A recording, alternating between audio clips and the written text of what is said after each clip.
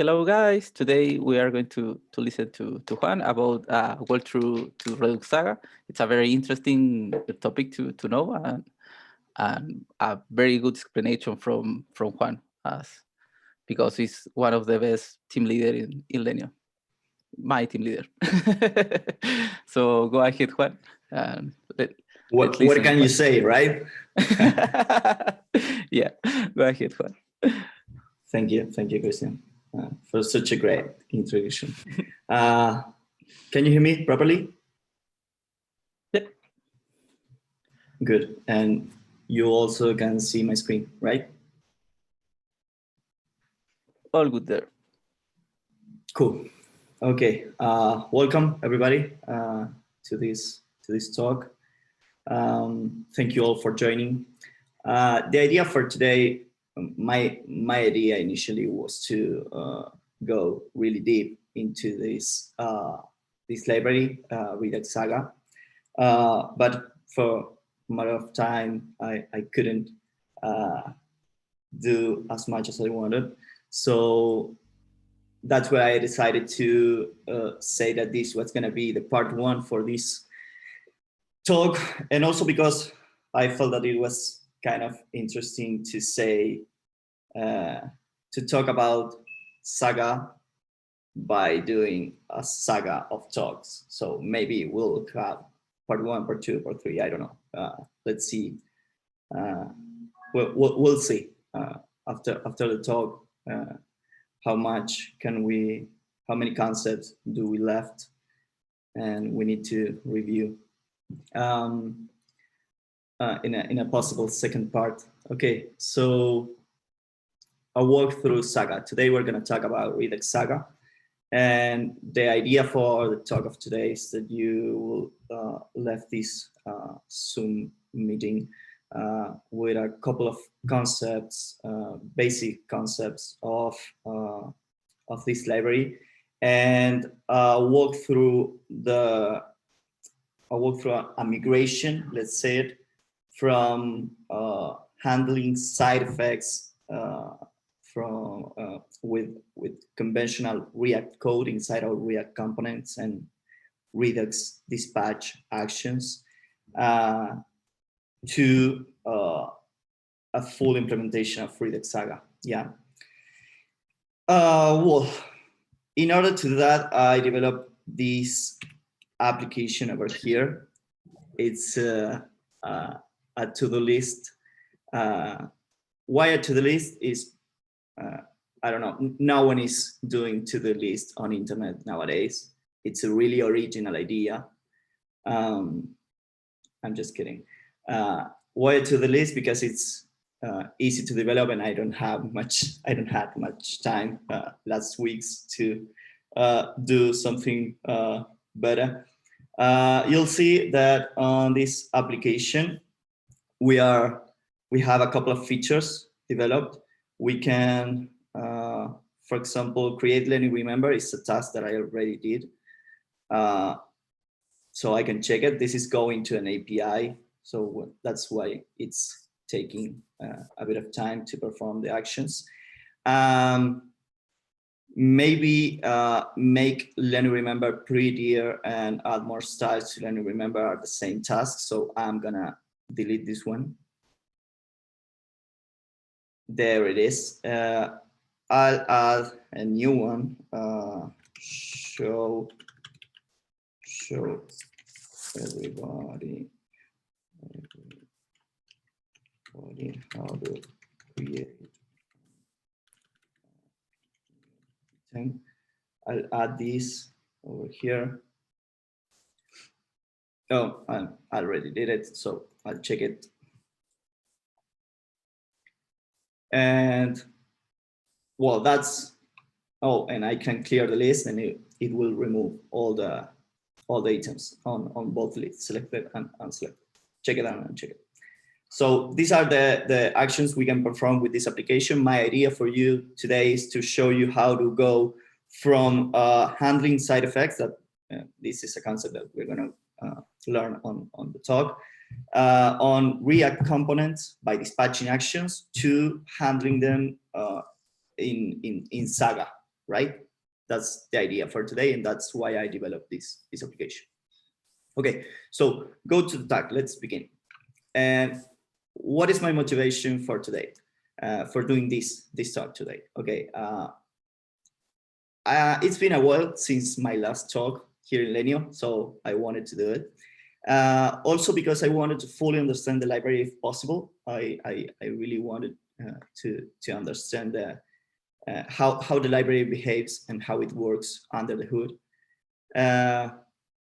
I also miss the bootcamp and the idea of me explaining things to people. I think a lot of teachers from bootcamp are facing that nowadays. Another motivation is that here at Lenio, we use this kind of technology a lot. So maybe for the new teammates or the ones that haven't seen this before, will be an useful tool. And also because Saga is a good way to handle your business logic outside your components and make them more reusable and independent of this business logic. So yeah, let's begin for the beginning. What is redux-saga?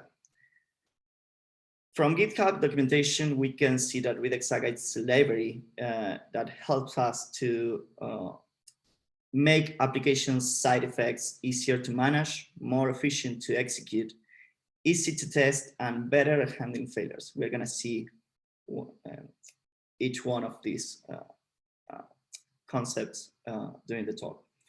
And from blogs and the rest of the internet, I worked on a definition that says that redux-saga is a middleware library used to allow a Redux store to interact with resources outside of itself asynchronously.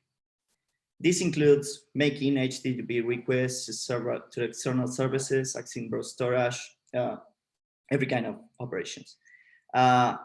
These operations are known as side effects. Okay, and what are these side effects?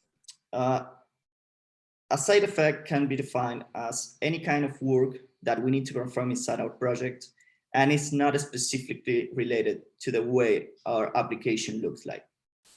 The side effect is generally related to the business logic or some dirty work we need to perform, and that it's better to have it outside our components, right? This is because we want to follow the idea that our components should only take care of the way that they look or render in a page inside our application. And if we follow this approach, where do we put our side effects, right? So Saga will come to help us with that. A side effect can be, for example, calling an API, making HTTP request, accessing browser storage, printing or logging information, and also dispatching multiple actions asynchronously. Why I'm saying that? Have you tried to dispatch an action inside a reducer, for example, when you change the state of some value in your Redux store? You do that on the reducer, and maybe you want to call another action, dispatch another action there. You can't do it. Redux doesn't allow you to do that. And why is that? This is because Redux is a library to handle or to manage the state of our applications globally, right? And they are good on that. I think they are the best on that nowadays. But when the thing is about side effects, they tell us we don't handle that. We don't take care about side effects. You have to handle your side effects in another place. And they say you need to handle your side effects in a middleware. And what is middleware, right? In software in general, a middleware is piece of code that runs between two pieces of code, right? In Redux environment, middleware is a software that runs between our application and the Redux world. More specifically, it's a software piece of code that runs between our application dispatching actions and the reducer of these actions, right? And it also generally has access to the global store, to dispatch functions, and sometimes to reducers as well. Here we have a small diagram for naming it in a way, where we see that with redux-saga working as a middleware in our application, we go to the component, from the component to the Saga to the Redux, right? So when do we start our Saga world? Our Saga is initialized when we create our store on Redux. Here's where we say, hey, I want to use Saga as middleware, right? From this point, our Saga environment begins to work inside the Redux of our application, right?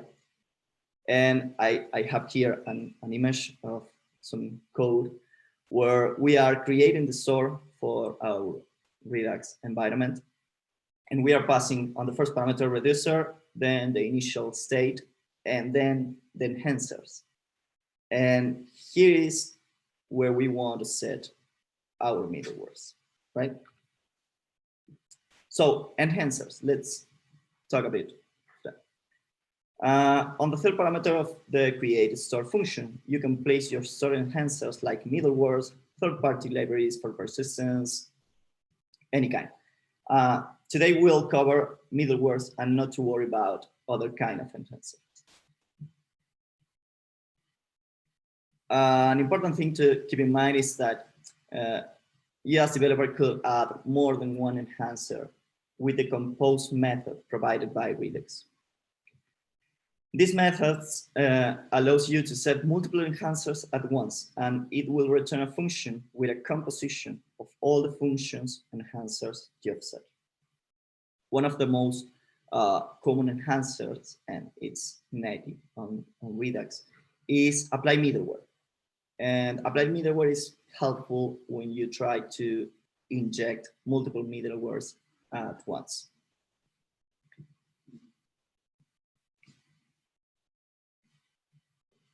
We'll see that data flow in our application is going to change a bit once we add redux-saga into our application, right?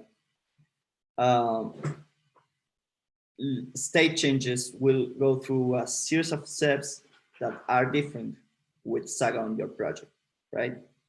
Actually, one step is gonna be different, right? Because we have a piece of code on the middle of our dispatch actions that is taking these actions that are being dispatched and is doing something with it. I don't know, maybe going through an API call or anything, right?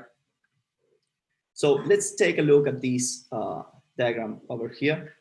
We have our views on our React application. We have components, we have, I don't know, button inputs, and all of them are eventually performing actions, dispatching actions to our Redux store, right? On a common way, on a world without Saga, we dispatch the actions from the components directly to the store, and that's it. The reducer take that action and perform the changes on the state that we want to do, right? On this world, we should have the side effects like API request, accessing browser cache, or anything we want to do inside the the logic of these side effects should be on our components, right? But if we add Saga, let's take a look at this. We have views, we have components that are dispatching actions. These actions are being listened, some of them, or all of them, I don't know, are being listened by our Saga middleware. And then it's the Saga that the one who can do or perform the side effects. For example, calling an API call, doing an API call, right? Making an HTTP request. Once the task has finished, once our Saga task has finished, the data flow continue right to the reducer. Okay, and then we can perform our state changes, right? So the big question, how does a Saga look like, right? Spoiler alert, Saga has much to do with generator functions. I'm not sure if everyone has the knowledge about generator functions. I wanted to explain here a bit about generator functions, but for a matter of time, I couldn't. For the purpose of this talk, let's see this image that I have here, and I'll try to explain what is happening here. Okay, so at the left side of the screen, you're gonna see a file where we are creating our store for Redux, and we are saying, hey, here you have the reducer on this line over here. Here you have the reducer, and please apply this middleware, and it applies Saga middleware. Saga middleware is a method that is coming from Redux. Sorry, Saga middleware is this, and the execution of the create Saga middleware that is coming from redux-saga.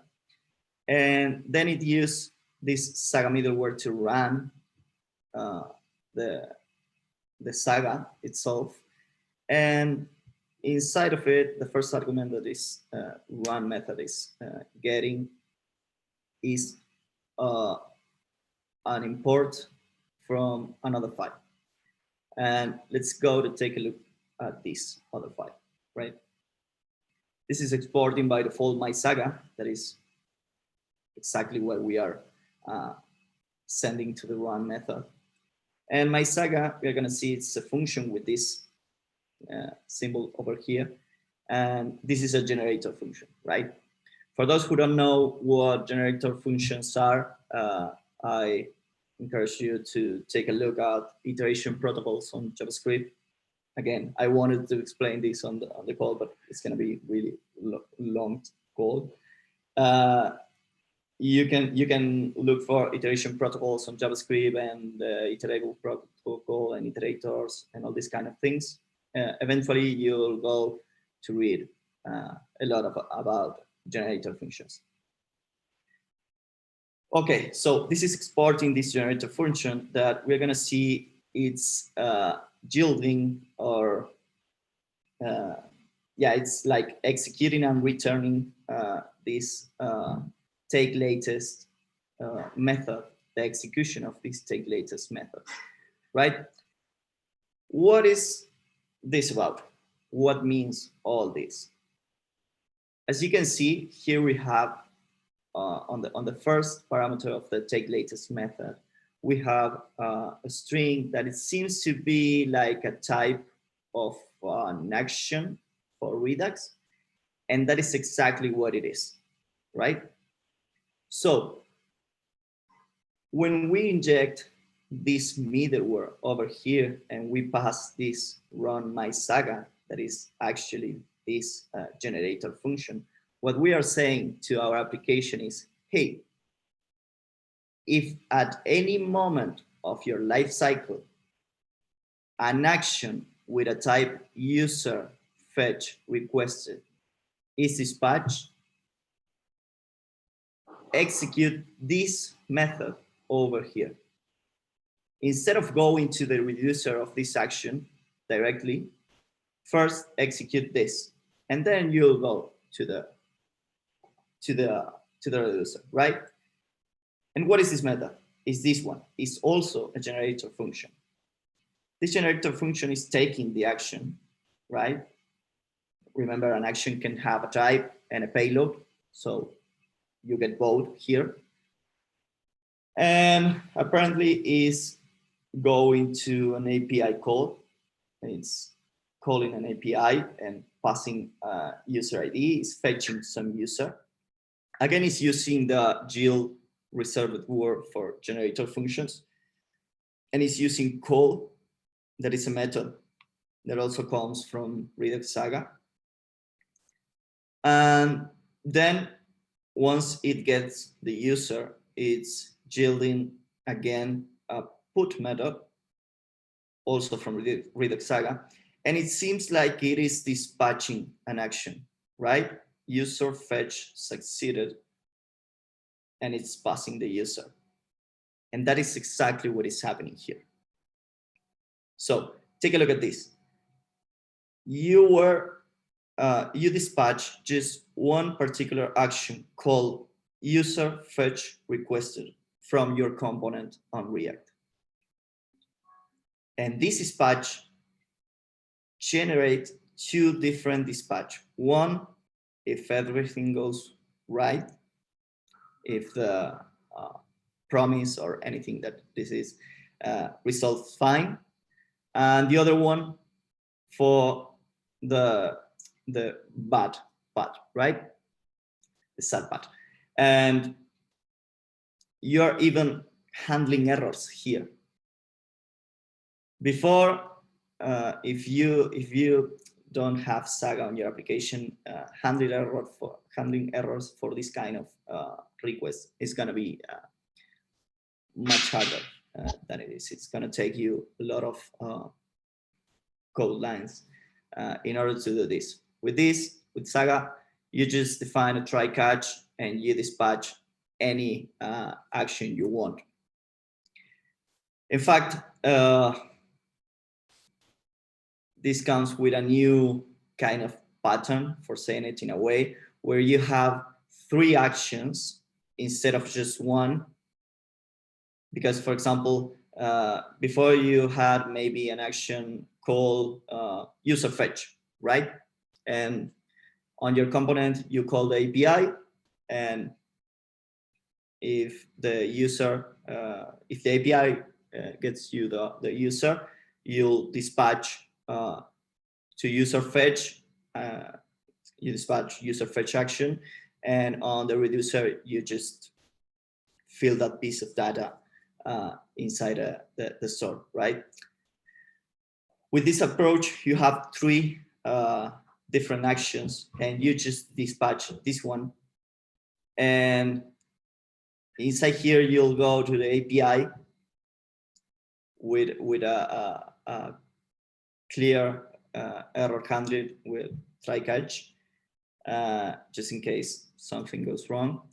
And then you have the 2 dispatches, one for succeed and one for fail. So at this point, you remove all your logic, your side effect logic from your components, right? On your component, you are just dispatching an action and say, hey, fetch the user. And all the logic to do that is here in Saga. And this is kind of good because, as I said, components should only take care of what shall I render and not how shall I get the data to render it. Something like care about the what and know about the how, and not about how, right? So about these methods here, call, put, take latest, let's talk about them, because redux-saga provides us a lot of useful methods in order to decide how we want to, what action do we want to take when an action is dispatched, right? Because for example, on this take latest over here, I'm just listening the latest user fetch requested that has been dispatched, right? And I'll explain you why in a minute. So effects in Saga. What are they? An effect is a method provided by Saga to help us to decide how to act or what to do when an action is dispatched. There are also a couple of effects really useful to inject our sagas in different ways. Let's take a look at some of the most useful effects in Saga. Okay, so we have Takeover. Takeover is a bit different than the one we were seeing before. Takeover is used as a listener of an action to be dispatched, just like the other one, take latest. It allows multiple instances of the same task running concurrently. What does that mean? If, for example, I have a component that is being re-rendered multiple times instead of just one, or I have a button and user clicks on this button multiple times, Takeover is going to take all these dispatched actions and it's going to initialize the onFetch method, the generator function related to this task, as many times as the action has been dispatched, right? So, for example, if I do 3 re-renders on my component and those 3 re-render dispatch the same action at 3 times, we'll have 3 generator functions being executed at the same time. Sometimes this is helpful, sometimes it's not. Sometimes we want to have just one instance of the generator of the task running at the same time. So if we want to do that, we have take latest effect. Let's check what it says. Different to Takeover is a listener for a dispatch action that only accepts one instance of the same task running in parallel. If the action is dispatched for the second time, meanwhile the previous task is still open, take latest will terminate the previous task and start the new one. Right? This is useful. I don't know if we are calling an API, we don't want to call it as much times as our component will render, right? So in this case, will be useful. Well, we have another one called is useful to run asynchronous code like API calls. We saw it in the example before. So, fork is another effect provided by Saga that allows us to inject multiple sagas at once and refer to them as the same saga by running them on parallel, right? Fork is pretty clear by the word. By the name. Put is another that is really very used nowadays. It's a dispatch method inside a Saga. As I said, you can dispatch actions inside a reducer. For this kind of work, Saga is really useful because let's say you have to yield dispatch actions with the put word. Because you are on a generator function and you are using the yield word, this kind of code is taken as synchronic. Yeah, it's asynchronic code taken as synchronic, right? So that's why it is so helpful that Saga works on with generator functions. So it's a dispatch method inside a Saga. With this effect, we can dispatch an action and yield it to run as synchronous code. Okay. Yeah, okay. Now I want to show you, I want to go right here. What I want to show you is basically, let's go through the code that makes this application possible, right? I'm gonna refresh the application. As I said, this app is totally handled without Saga, and my idea here is to implement Saga for this. This is not going to any API. I've emulated an API with some delay, just because it wasn't necessary to call an API. So if I remove, for example, this item, it's taking a bit. It showed me the disable buttons, but it's not going to any API. So what I'm gonna do is to decrease the time for the delay. Just a second, because I don't want it to bore you with all the time waiting. Okay, there it is. So the one feature I didn't show you is the clear list. To clear the list, it's pretty obvious, but for you to see that it does it. Okay, so well, you already saw that I can check this and then check this and add new ones and remove them. So yeah, let's go to the code that does this application possible. Okay, I think everybody can see the code properly. If not, just let me know. It's looking good. Great. Okay, here we have our store. This store is being injected at the main component in our application, as always. Here we have the reducer. The reducer has a couple of, well, it has an initial state with loading, has error, and list. We have the method, the reducers, actually. Set list, push, remove, toggle check, toggle loading, set error, clear, etc. And we have, for example, here we have the to-do component. That is one of the most important ones, because it's the one that handles this two sides list. And here we have the use effect that handle this logic. You'll see that here I'm calling fetch data asking function here that is doing 4 things at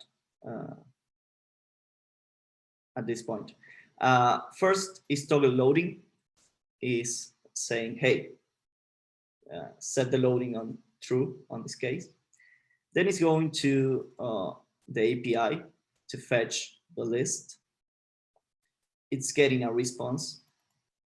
And with this response is fully setting the list in order to show it in the application. And then is toggle loading false, right? Okay. I'm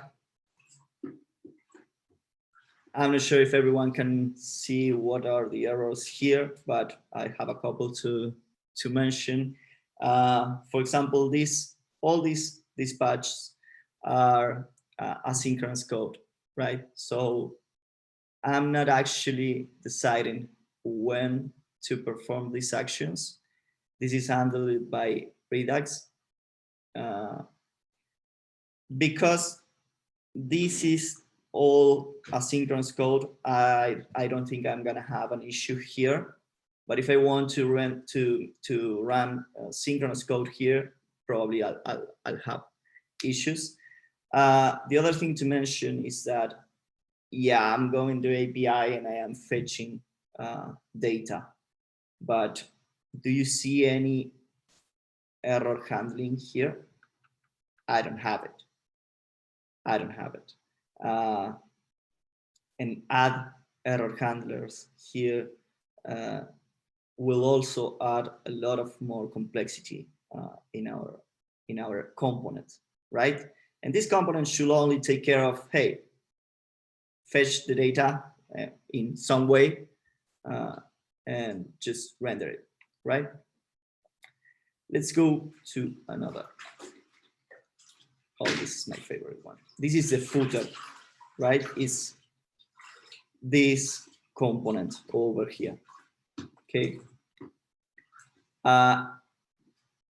It has two buttons and it has an input that is, it has the set item, and the text of the input is handled by this state. This is normal.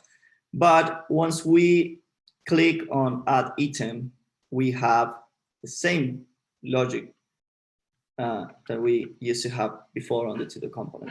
Let's take a look at it. Toggle loading, an API call, awaiting for adding a new item, dispatching a dispatch for this item to push it into the list, and toggle loading false again. Oh, and of course, set item, just because I want to clear that input when I add a new item. Again, no error handling. A lot of asynchronous code being dispatched for me without my control. And let's take a look at the clear list. Clear list is even better because it seems to have an error handler, but it doesn't, because it doesn't work like this. So let's take a look. This is a method for clearing the list, the entire list. Toggle loading to true. Again, the API call, and here the developer, me, did something interesting. He say, okay, if response is true, I don't know, it's true, just dispatch the set list on an empty array, and that's it. We don't have more items, and that's good. And if not, like saying if something goes wrong, set the error. This doesn't work like this, because if I have an error like calling an API, this API will throw an error, and I'm not handling errors here. So my application will crash eventually. And toggle loading, right? Just, I think, oh, we have a couple more. So let me clarify this for you. Again, toggle check, the exact same code than before. And this is the item, just to check and check. And here on toolbar, we have the remove logic, right? Again, same logic, even with the handler error, okay? So what we want to do here is to migrate this to redux-saga. Why? Because with Saga, we are gonna have more side effects, more easy to test, more like secure proof of errors. And we are gonna remove all this logic from here. This logic shouldn't be here.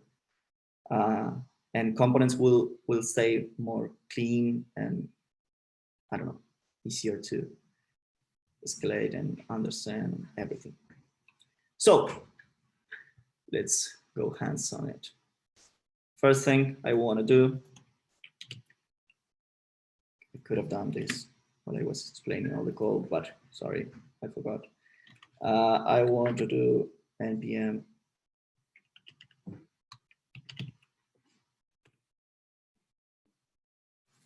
I want to solve Saga library. And first thing I'm gonna do is to, I'm taking a look at the code here, because I'm not as good as Juan Cruz. He always remember all the code. I have it here, sorry. I can lie to you guys. Okay, so first thing we want to do is to add our middleware here, right? And the way to do that with the configure star, because I don't know if you know this, but I'm not using just Redux, but Redux toolkit, Redux toolkit. So the way to do this here is to add this key here, and this this key on this object accept an array with all the middlewares we want to add, right? So your middlewares here, and I'll add Saga mid, right? So what is this Saga middleware? This Saga middleware is creation from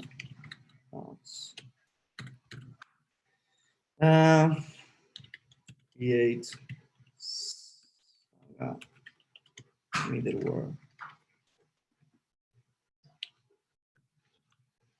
and this is import by like here.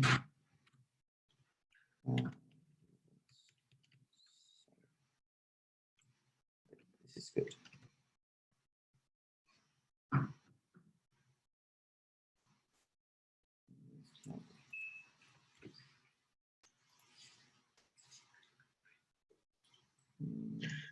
You missed the from. Oh, right. Sorry. Okay, so here we are. And another thing we need to do, we already had this Saga middleware here. Another thing we want to do is to run it, right? So Saga middleware to run, and we'll pass the Saga, right? And what is this Saga? So this Saga is, let me close this. I want to create a side effect here. I have this empty folder called side effect, and I create fetch.js,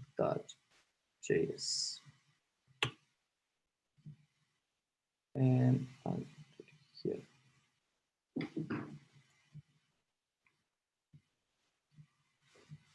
I think I can run this now.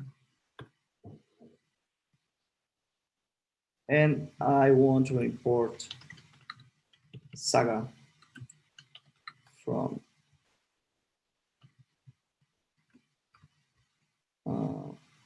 side effect fetch. Okay. Okay, there it is. I need to create this fetch side effect. Okay, so just a second.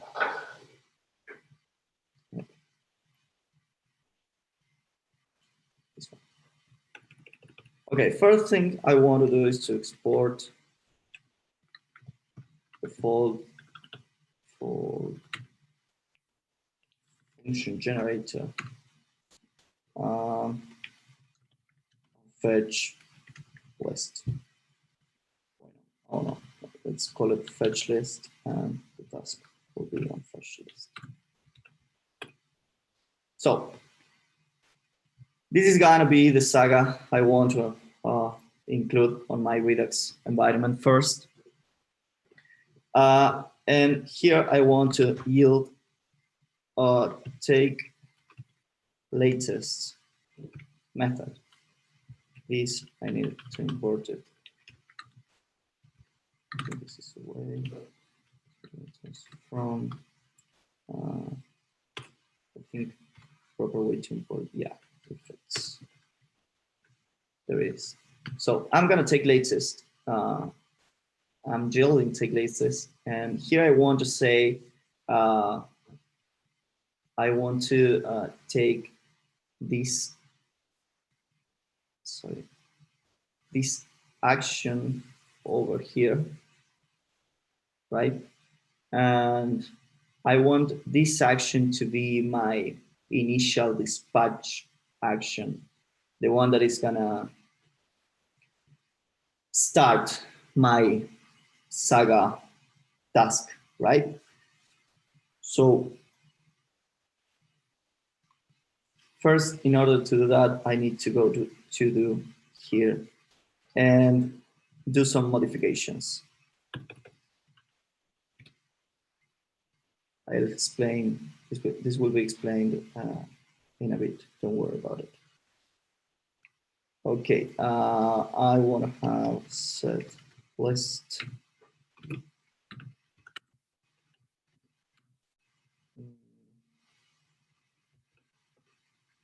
Maybe I will need state and payload, I don't know.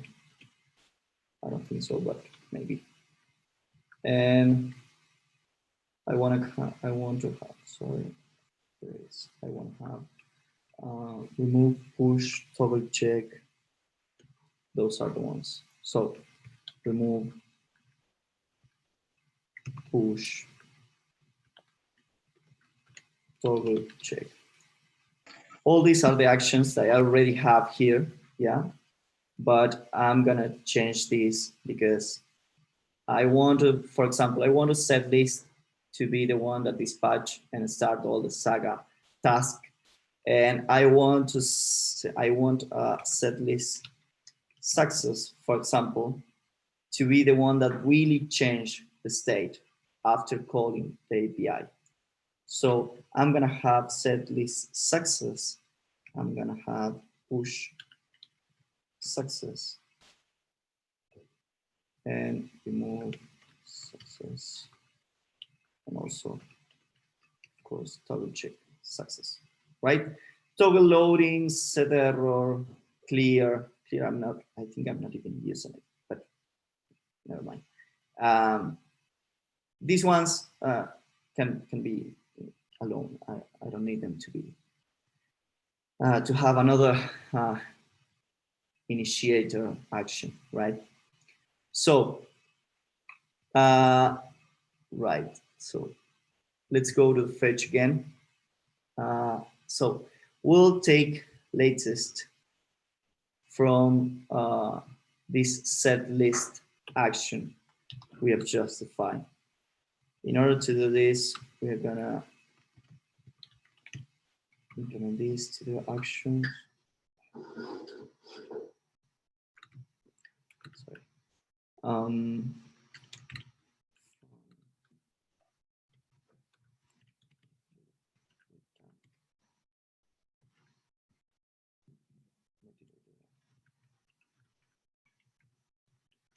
Data and to, okay.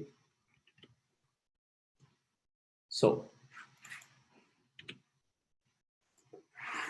we'll say to take latest. Once we start this fetch list Saga, we'll say, hey, take, this is the same that calling the string for the action, the action type. And we'll say, if anyone, any component dispatch this action, set list, run a task called on fetch list, right? So here we're gonna say function so on fetch list, and that's it. This on fetch list is taking the entire action with the type and the payload. We just need payload, right? Okay, here let's take a look at the code that was doing all this fetch list work before, and we'll see on the spite of the fetch data and the sync function. Let's take a look at these. And we'll see that we have a dispatch for toggle loading because we need to do that because we are loading data. So for example, on this particular application, this disable the buttons and the checkbox and stuff, but maybe we can show a spinner or something. I want to show a spinner, but I didn't have time, sorry. But we want to do this dispatch action. Then we want to call the API.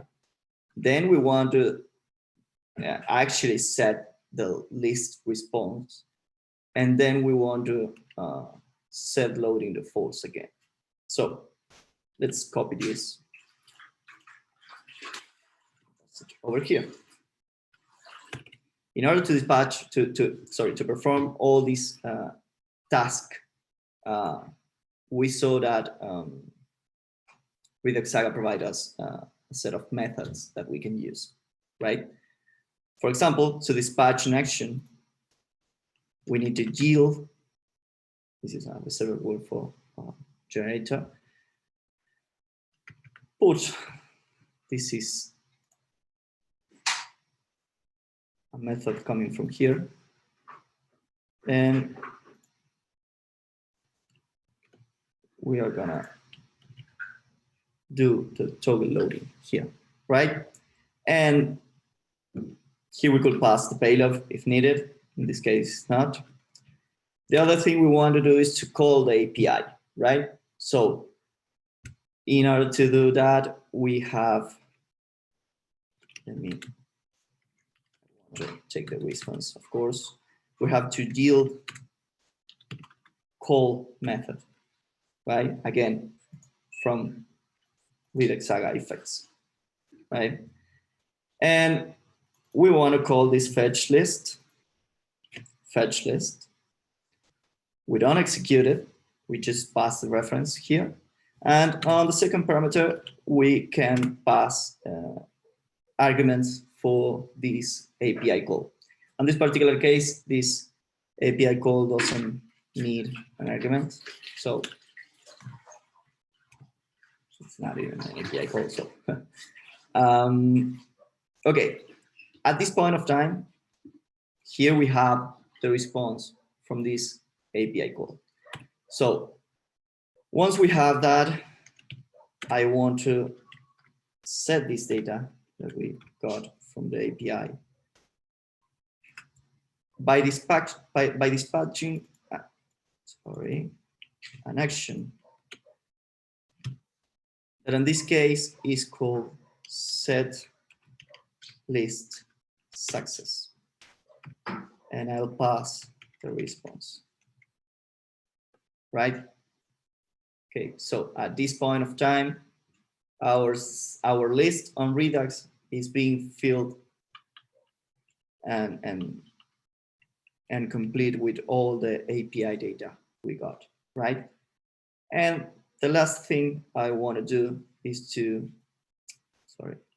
dispatch this toggle loading false action. So, sorry, I forgot the yield word.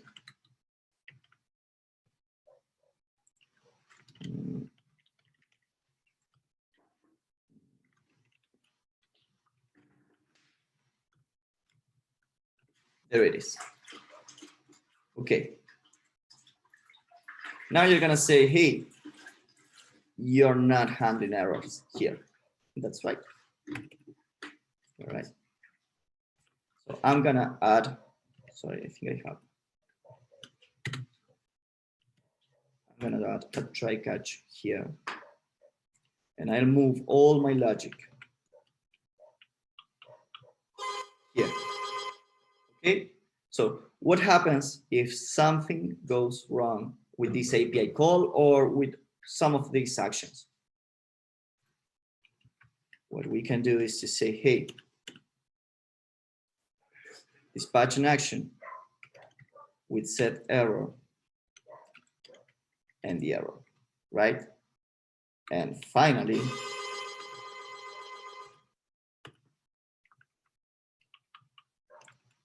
we'll toggle loading to false, right? So here we are doing the same thing as here, but better. No, but with error handling and out of the component, right? I think we can remove this. I'm going to go now. Sorry.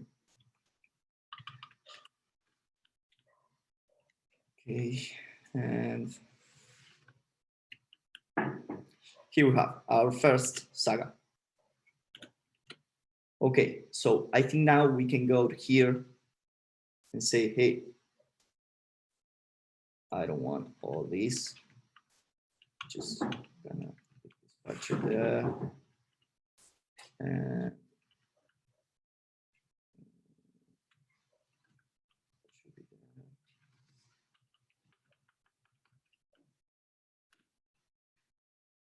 there is. And the action I want to dispatch is set list.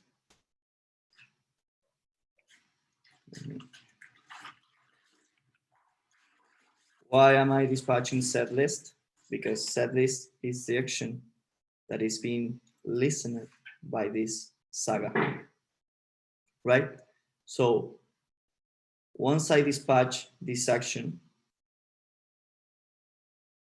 this saga is going to be executed, and it will run this onFetchList generator function, and will treat all these sentences as synchronous code, right? First, it's going to do this, then it's going to do this, and so on. Okay, so let's try this. Maybe it won't work. I don't know. Oh, let's hope it will work. Let me review everything. I think it's all good.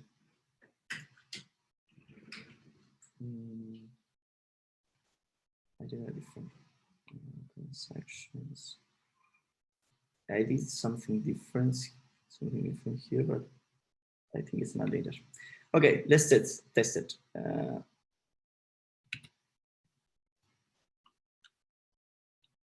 Okay, it's broken, of course.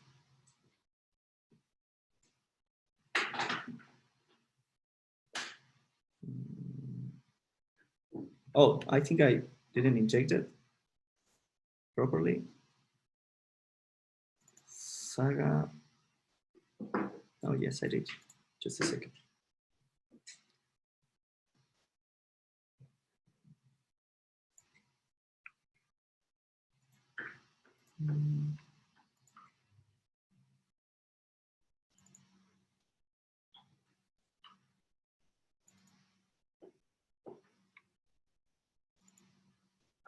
Okay, I think it should work.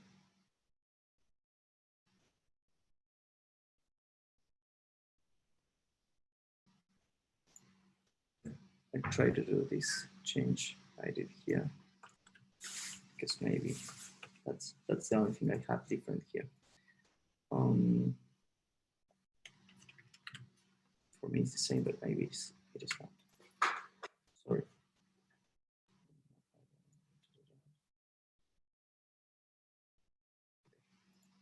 Okay.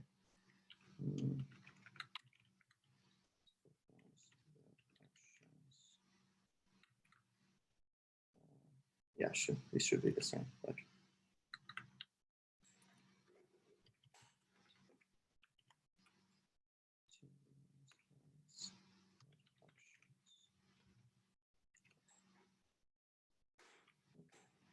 check this.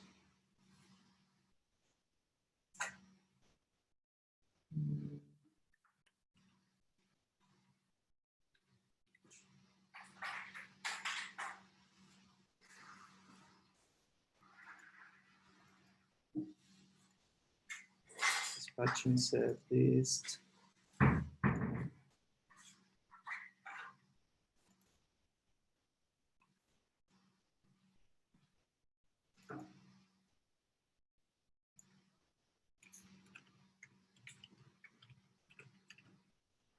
Just a second.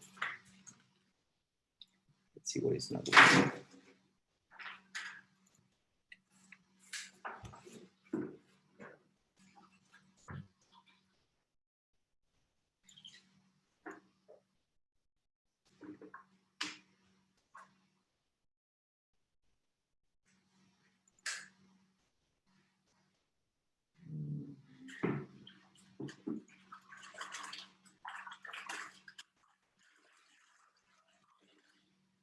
Okay, there it is.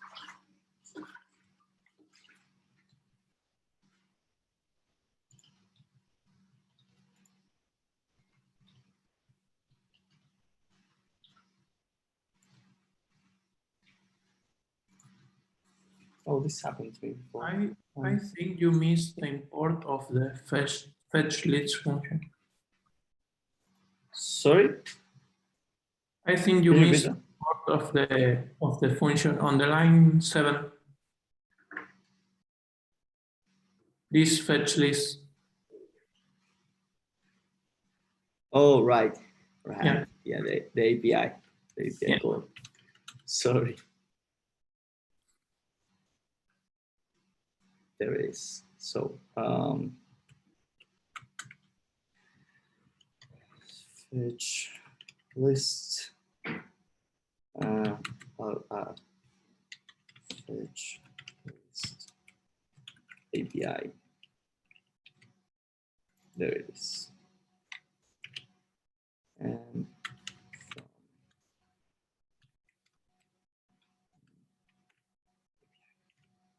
okay, I think that should work. Thank you.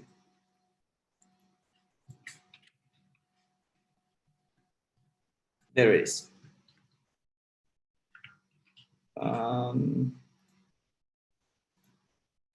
Okay, so let me remove this. Now we have all this logic being handled on our Saga, right? And that is great because here we just have this one particular line, and it makes sense because, as I said, the component here is saying, hey, I want to render this list, but I don't care how do you get this list of items, right? So the only thing that is left to do is to do all these refactor in one place, right? But if we try to do that, we'll face a situation that is kind of complicated because, for example, this Saga we have created so far is just for fetching the list. But now I want to do some Saga to add a new item, right?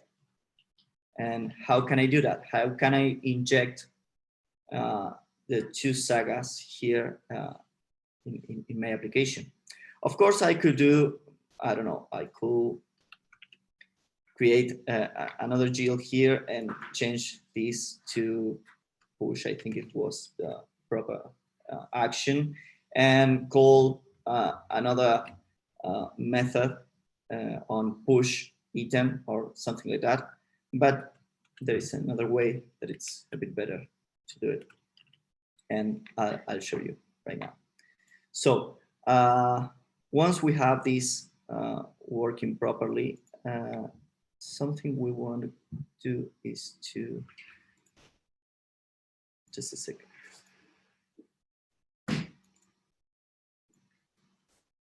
We're going to create an index file here.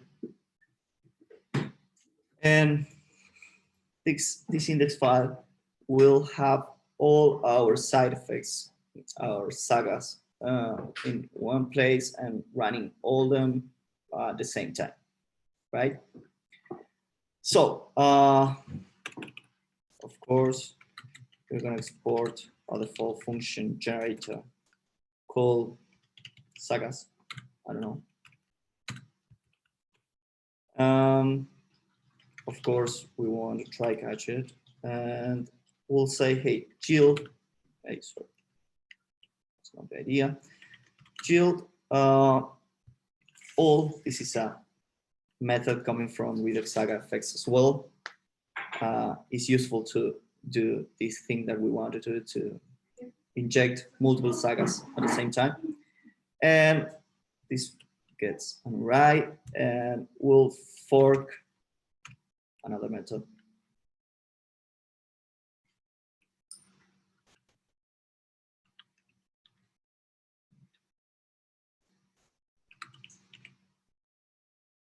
We want to fork all our sagas in one place, right? So in order to do that, I'll import fetch from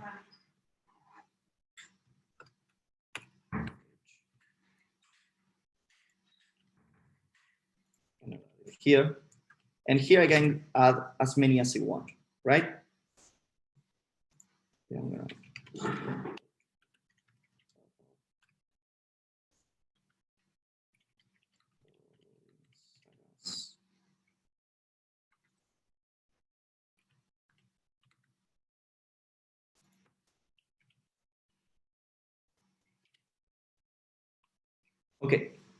so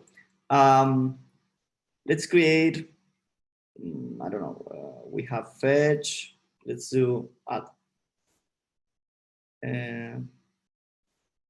full add JS, I'll add it here.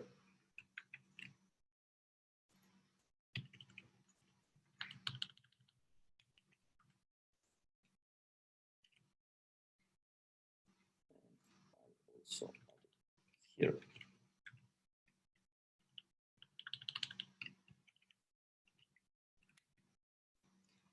And let's see here, we're gonna copy this just to make it faster. Add item is our saga, and we want to call it on add item, and the action is push. If I don't remember well. Another time we have the payload. This time we'll use this payload because probably this payload will be the text for the item we wanted to add. This kind of logic status remains the same. Toggle loading, response, yield call, fetch list API, and I don't remember how it was called on the API. Just a second. Add new item. Okay. We want to do this, add new item API. I think this is not necessary because we don't have anything. Okay. Add new item. Okay, API. Set list success is actually push success and response and You need to the payload. Sorry? Item. Correct. Yeah, I forgot about it. Yeah, we need to pass payload here. A new item. Oh no. Right, because this is emulated. Yeah, item text. Okay, I'll pass it. Payload. Okay, so now when we dispatch this push action, let me see where they have to do that. It's here, add item. We don't need all these things, but this one, right? So response is not anymore what we need. We just need item.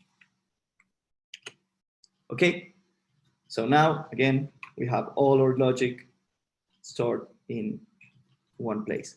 And with this thing we did, let me move this because this is going to throw error. We have both sagas working at the same time, right? So let's test it. There it is. Fetching list is working fine. Test if add item is working. We'll add it.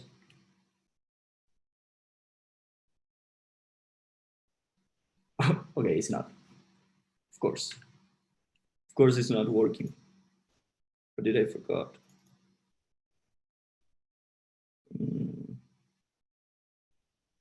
This seems right. Okay. So this.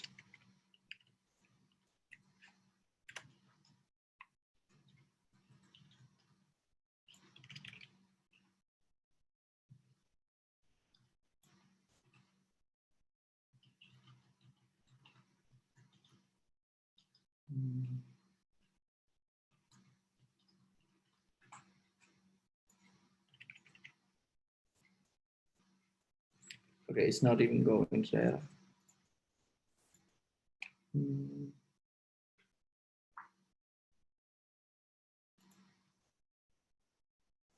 we have push, right? Yes, we have it.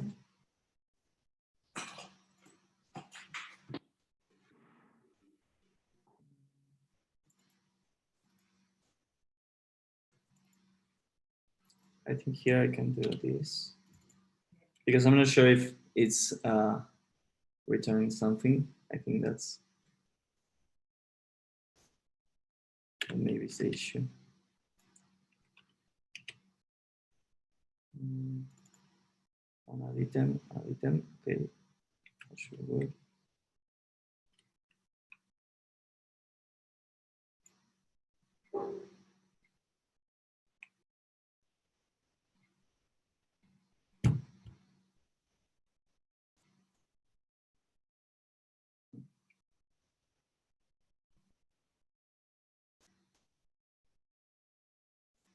Sorry, my computer is a bit slow today. I don't know what's happening.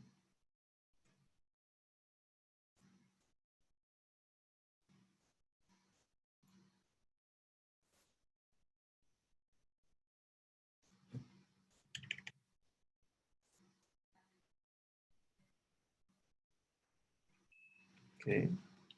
Oh, okay. At this properly.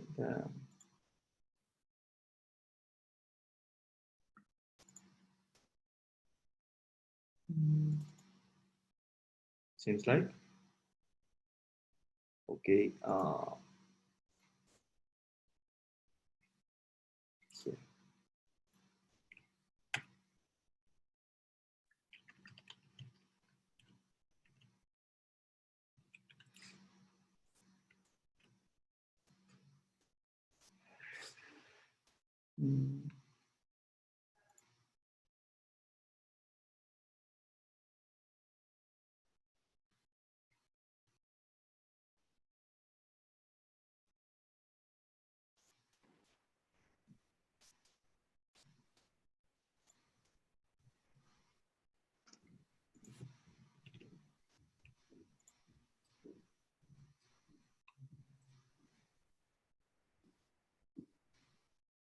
It's weird. It's not doing it. Okay, maybe. I think you're only importing the fetch Yeah. side effect. Yeah, it seems like.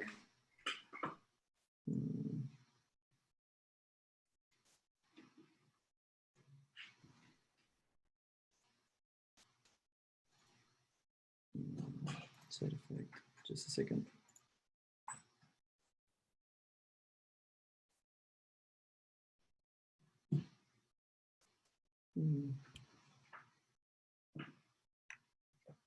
Oh, because silly me. Of course. You're right. Yeah, here. Yeah. This was the issue. Okay. Now it should work. I'm gonna refresh just in case. Okay. Now it's loading the saga. So finally, there it is.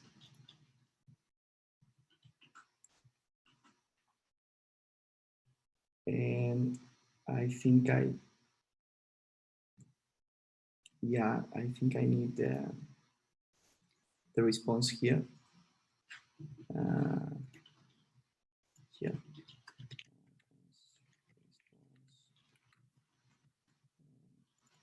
Yeah, I need it because I was returning an object, and this is taking objects. So sorry, I removed the debugger. I don't know if it's working.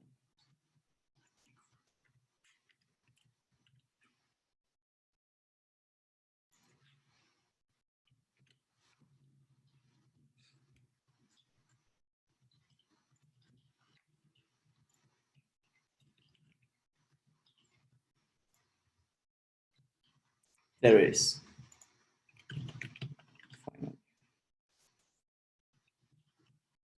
Okay, and this way we implemented all, here, all kind of sagas at once, and all of them are working together, right? So I think we have covered pretty much all. Actually, the idea was to do it with all the features, but it's all are the same. We just need to fork the Saga over here and create a new file and create a Saga and the generator function and call the dispatch actions, and that's it, right? So let me show you again. Can we force a error there? Because that's one of the key things there. You can handle all the error. Can we force an error there? How it's handled by the Saga? Like throwing an error on the in the API or something like that. Yeah. I think here I can throw an error. Oh, new error, I think it is. I'm not completely sure about it.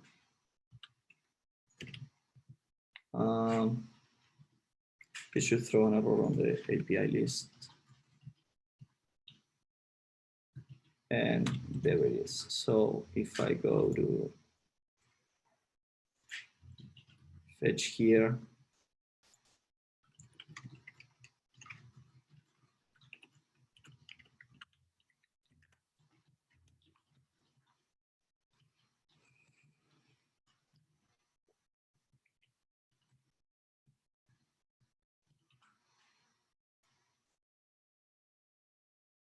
there it is.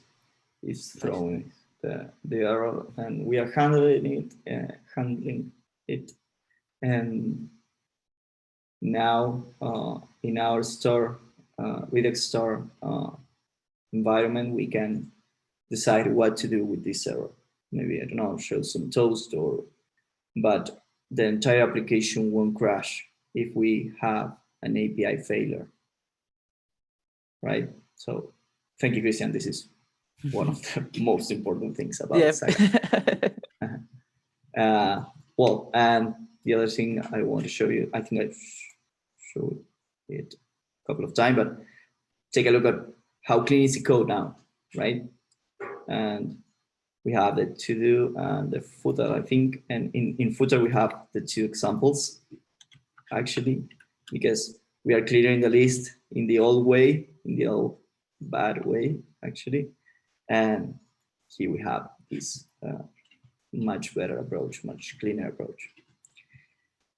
And again, the idea was to go deep further on the library and to show all the Saga has a lot of complexity and a lot of really useful tools for us. For example, you can create something called channels in order to run code parallelly and to bifurcate the code in case you need it, or for example, to manage different kind of API calls. We have done something interesting with LMA on the document uploader that is related to that, to handle channels and to console API requests and all that kind of things. You can do it with Saga just by going a deep further on the library, and it's great. Just for a matter of time, I couldn't prepare much more than this, but hopefully we'll have a second part of this talk, and then I'll continue trying to explain more things related to this. So let's go back because there is an important slide now. This one. Guys, if you have any questions, any doubts, or something related to this talk, it's your moment. I actually wanted to add that I believe this can be used for multiple use cases, not only for API fetching. At least, for example, we use it in one of our repos to do UI side validations on error handling, basically. And it's really, really powerful if you use it for that also. Right. Yeah. Side effects can be anything, right? Yeah, for UI validation is really, really powerful. Maybe Daniel, you can share right after the talk some pieces of code or something like that to show us how are you handling it. Yeah, sure. I mean, maybe in the next call, you're saying you were having a part 2?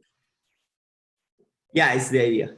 Okay. Yeah, so maybe if you do a part 2, we can set something up, or and I can show it more with a more elaborated example or something. Yeah. I know you can. Yeah, because right now I will just confuse people, code, so I don't want to. So we have a Yeah, date yeah. from the new talk. No, because as I said, the idea when the part 1 came to my mind, I was more like thinking in a joke, like if we are gonna talk about Saga, let's do it in a saga of talks. But then Mati heard about the part 1 and he said, "Hey, amazing! So you have 2 or 3?" And I was like, I don't know. I just have this one. But yeah, I think a second part at least is gonna be needed because, as I said, this library is such much complex that what I've showed so far that I think it deserves it. Hey, Juan, I have a question for you. Can you hear me fine? Yeah, I can hear you, but you say you weren't gonna do questions before you told me. Remember? It's a question that you can answer maybe in the second part, but I wanted to ask you the question. Okay. I missed only a bit of the talk, but I saw that you were studying all the in the reducer all the methods like set list and set list success, all in the reducer. Is there a specific reason for us to do that, or we could extract the set list, that the functions that are not changing the state of the store, maybe to the Saga file or the action creators file? Right. Yeah, there is a way with Redux toolkit. It's just that I'm more used to the Ellie Mae way. That is like kind of automatic. We don't have to do much things. And this application I developed it literally last night in, I don't know, 2 hours. So I didn't have time to. I tried to do it, but it started to break. Something started to break. So I didn't want to dedicate much time to that. But yeah, it is not necessary to have the reducer in actions that are just for Saga, right? What he's talking is about this.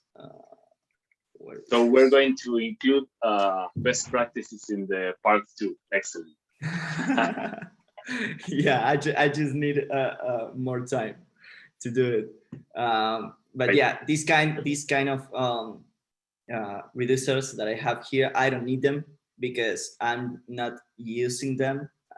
These actions, set list, remove, push, toggle check are just for the purpose of working through Saga and not to go to a reducer. But as we are here, I think I want to explain to you is if I need, for example, to do something else besides the task, the Saga task I want to perform, I can do it here because, as I said, the data flow will go through. Sorry, 1 second. The data flow will go through through the view component to the dispatcher to the Saga middleware, and then it will go to the reducer of this action. So if we have this reducer here, maybe we can perform some things and do some, I don't know, some things related to this action that we don't want to handle it on the Saga, and that is useful for this. But for the purpose of this particular talk, I don't need to have this, because this is just an action that is useful to work with Saga as dispatcher of other actions, right? Thank you, Juan, for the answer.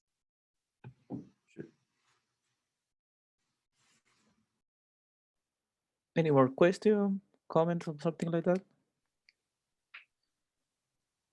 Hey, Juan, I have a quick question. So Saga appears to be like something similar to redux-saga to me. I'm wondering, in your opinion, what's the benefit of using Saga over redux-saga for things like API requests? Okay, to be honest, I haven't used much of redux-saga. I'm more used to use Saga, but I've done some research through the internet, and apparently, because Thunk is more like an action improver or something like this, because you can bifurcate inside the action and decide what to do on depending of, I don't know, API request or something. It seems to be like an anti-pattern for the Redux concept of making actions plain objects, because I don't know if all of you have heard about it, but on the Redux philosophy, actions should be just plain objects and not have logic. So I think maybe Thunk goes a bit against that, and that's why I give an opportunity to Saga instead. But both are really popular and both work really good. So yeah, at this point, I really don't see a really big difference or a really big count to go with Saga instead of Thunk, or other way around. Makes sense. Thank you.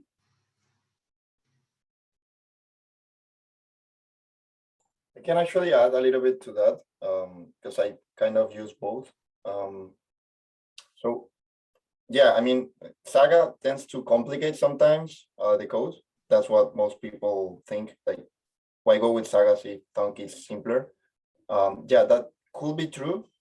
But also Saga has some things like the effects, which you can also escalate, like you can create more effects, personalized, custom. So in the end, you end up having some effects that you can use for multiple things, and the Sagas are really easy to connect one to another.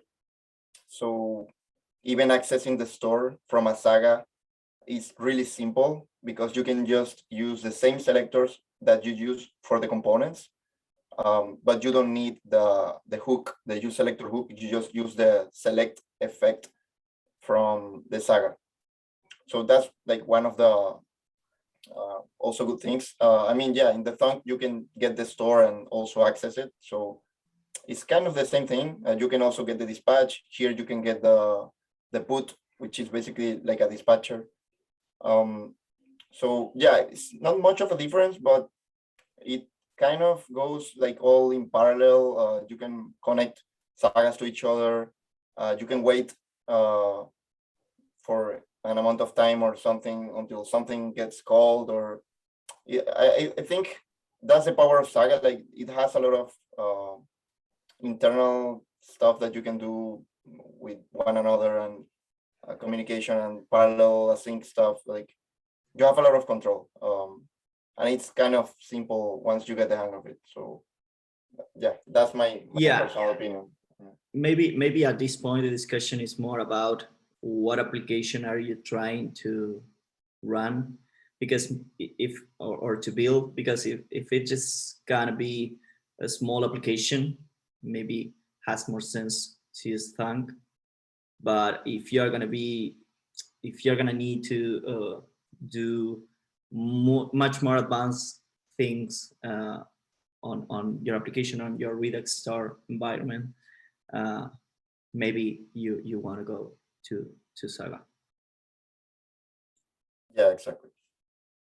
But anyway, I think both are really good. It just depends. Right.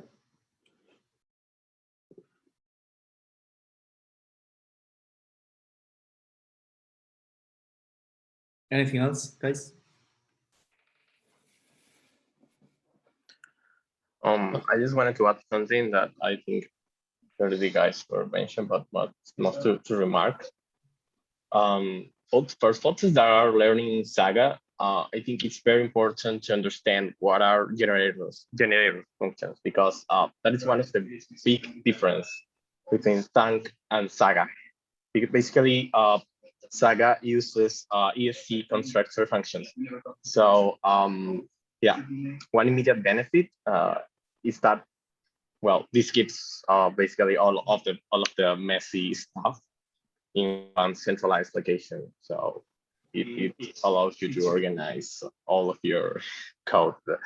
Basically, I think you show us something like this one with your example, and this is very good to understand. But I just wanted to remark about the generator functions. This is, if you don't know what is this about, it's important to give it a read.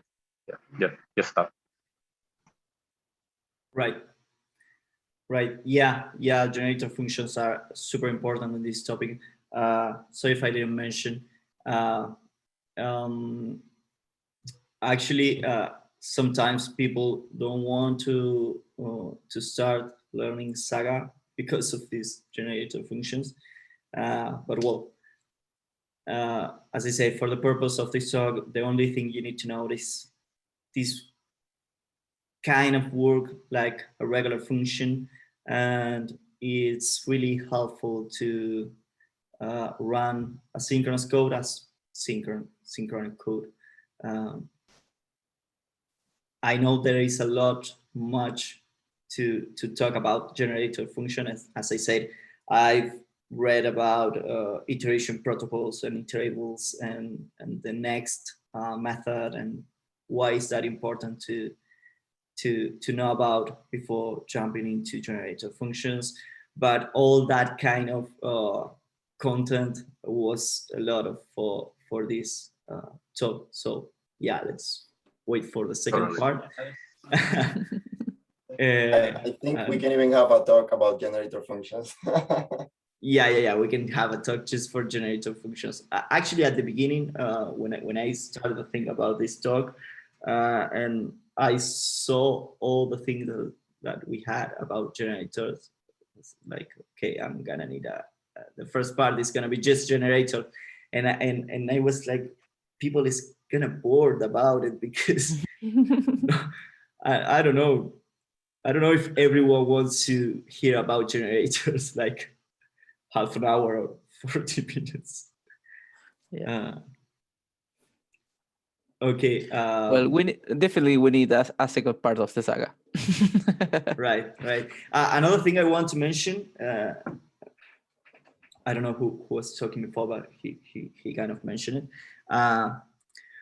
When you inject your Saga in your Redux environment, it doesn't matter.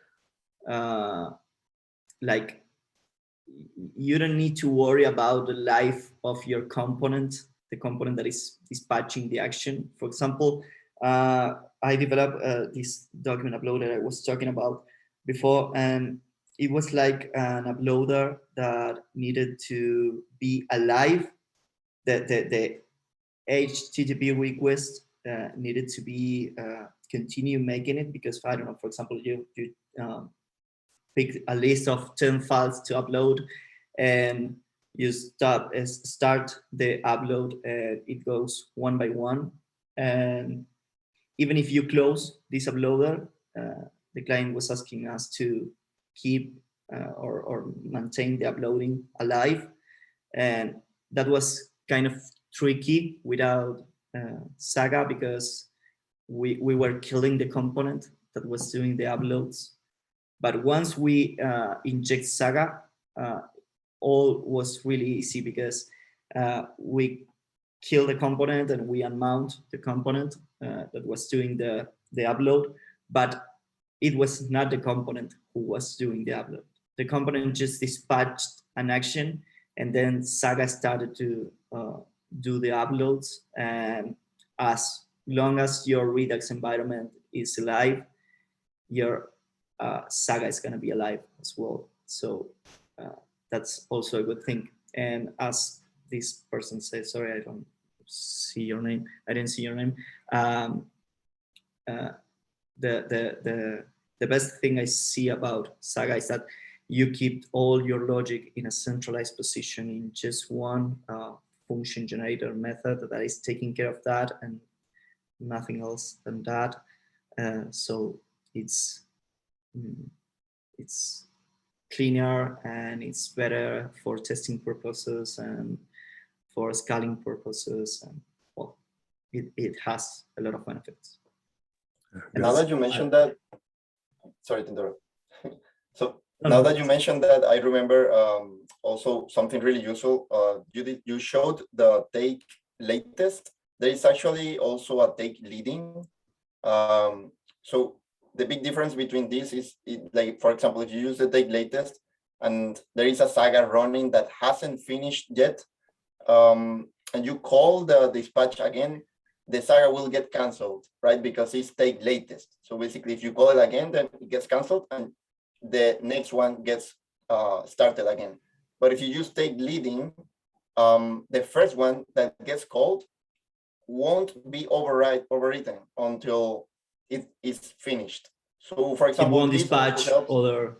Yeah, exactly. So this actually helps, because sometimes, I don't know, like a developer mistake or something, they do multiple dispatches or multiple fetch to an API call, or I don't know, the user clicks too many times on a button that does a fetch or something. So if you're using take leading, that would prevent multiple dispatch from going on, like multiple API calls.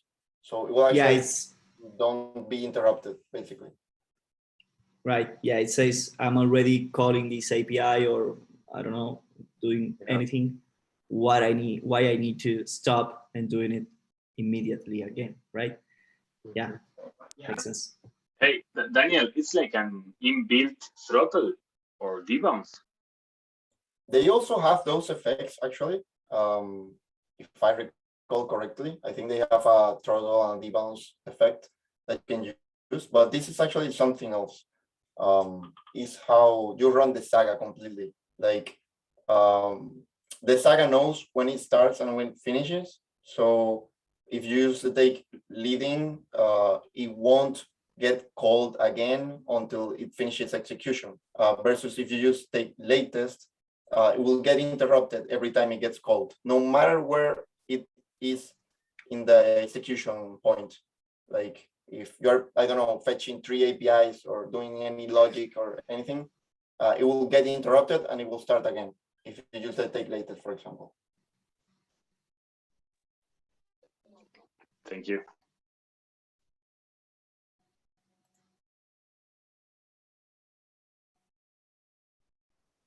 Okay.